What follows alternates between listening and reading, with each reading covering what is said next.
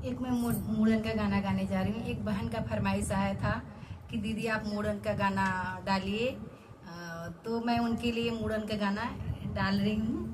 आप देखिएगा बहन, आपको अच्छा लगे तो लाइक सब्सक्राइब और शेयर करिएगा और कमेंट बॉक्स में लिखिएगा कि कैसा मूड़न का गाना लगा। और बहन आप कहाँ से हैं ये भी बताइए, क्योंकि बताए नहीं कि आप कहाँ से बोल रही हैं, तो आप जरूर बताइएगा। आपके फरमाइश पे मैं मूड़न का गाना गा रही हूँ, आप सुनिए।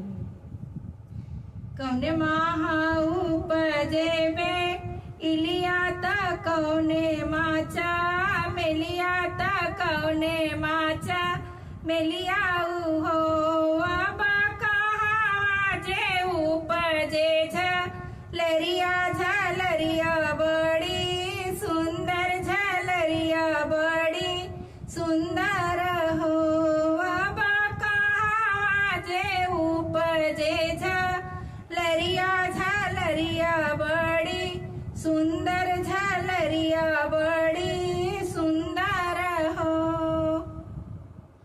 अंगना में उपजे बे इलिया ता दुअरे चा मेलिया ता दुअरे चा मेलिया हो अबा कोकिया में उपजे झलरिया झलरिया बड़ी सुंदर झलरिया बड़ी सुंदर हो या बाकोखिया में उपजे झलरिया झलरिया बड़ी सुंदर झलरिया बड़ी सुंदर हो। जलवा से सींचू हम बे इलिया ता जलवाचा मेलिया ता जलवाचा मेलिया हो या दूधावा से सींचू हम झलरिया झलरिया बड़ी सुंदर झलरिया बड़ी सुंदर हो या दूधावा से सींचू हम झलरिया झलरिया बड़ी सुंदर झलरिया बड़ी सुंदर हो।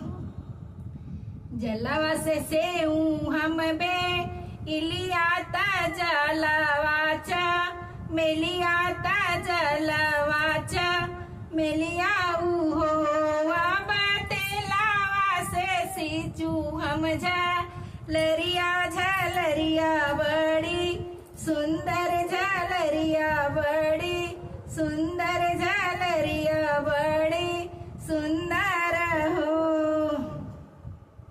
काहे में लोढ़वे इलिया तका हो चा मेलिया तका हो चा मेलिया हो या बका हो मैं झलरिया झलरिया बड़ी सुंदर झलरिया बड़ी सुंदर हो। अबा कहाँ मैं लोढ़ू झलरिया झलरिया बड़ी सुंदर झलरिया बड़ी सुंदर हो।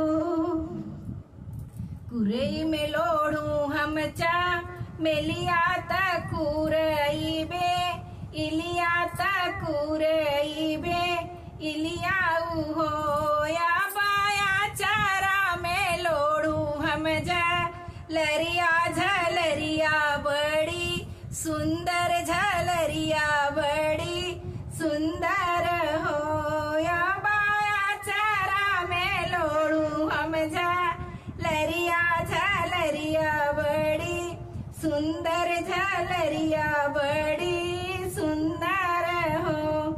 कौने माहा उपजे बे इलिया ता कौने माचा मेलिया ता कौने माचा मेलिया हो या बाका हवा जे उपजे झलरिया झलरिया बड़ी सुंदर झलरिया बड़ी सुंदर झलरिया बड़ी सुंदर हो।